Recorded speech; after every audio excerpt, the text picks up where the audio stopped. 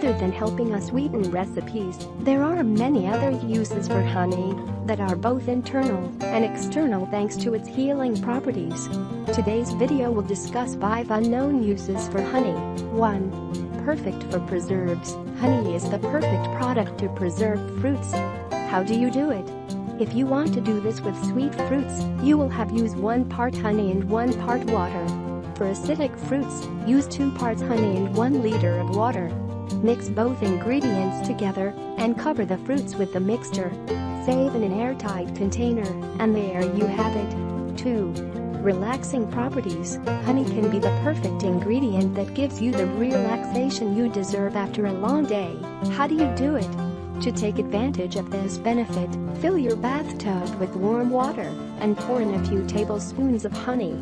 As we said, thanks to its relaxing properties, it will help you relieve your stress, and if that weren't enough, the water will also have a nice aroma.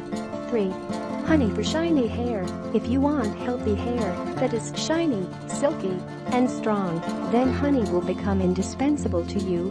How do you do it? Put a tablespoon of honey into a liter of warm water and mix well until diluted. After shampooing your hair, pour a little of this mixture into your hair. Do not rinse out. You can also use a little bit of undiluted honey on your split ends and you will notice how hydrated your hair will look. 4. Cleansing lotion.